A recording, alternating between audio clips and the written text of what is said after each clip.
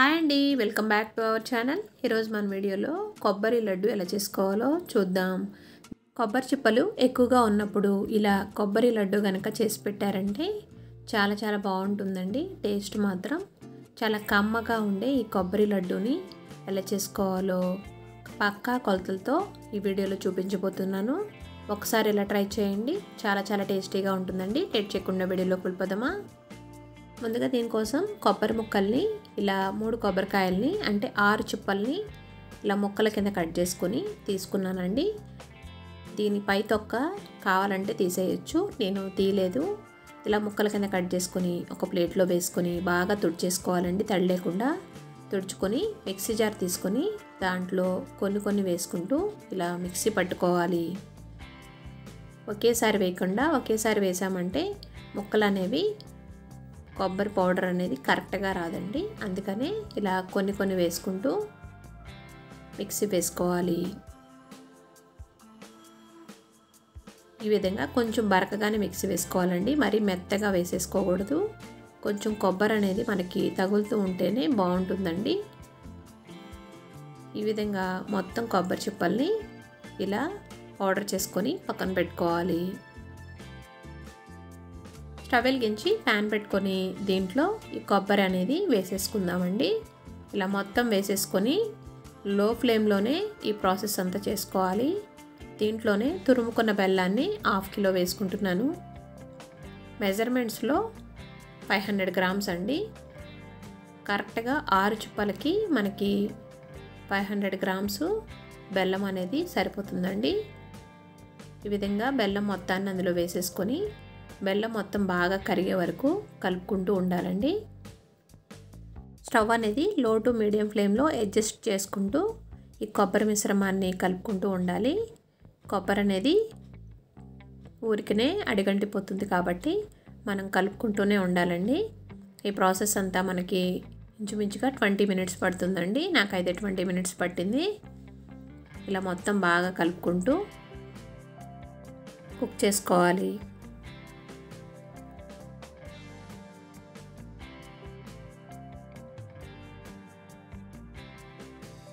బెల్లం మొత్తం మెల్ట్ అయిపోయిన తర్వాత కలర్ అనేది మనకి ఈ విధంగా కనిపిస్తుంది.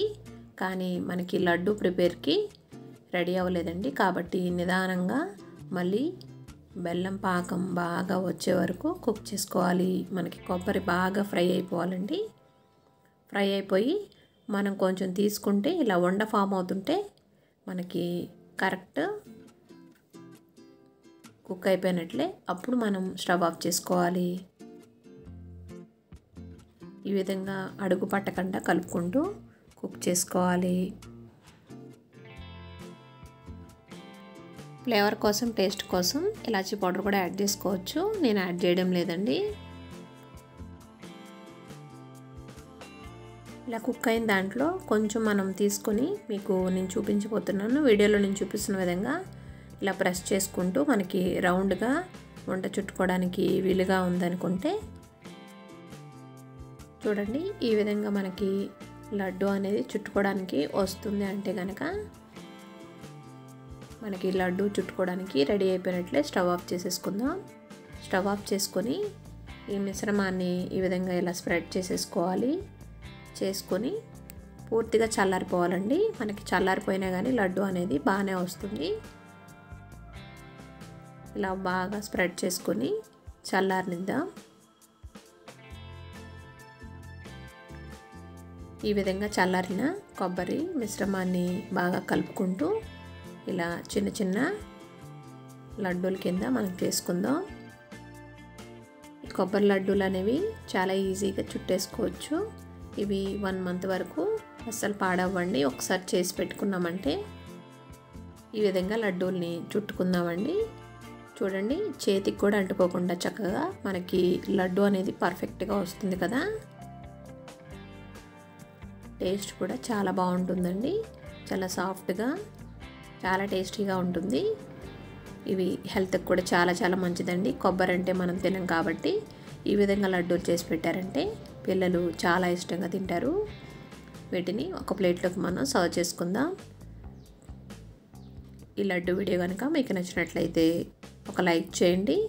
మీరు కూడా ట్రై చేసి ఎలా వచ్చిందో నాకు కామెంట్ సెక్షన్లో కామెంట్ పెట్టండి. మన ఛానల్ ఫస్ట్ టైం చూస్తున్నట్లయితే కనుక సబ్స్క్రైబ్ చేసుకోండి.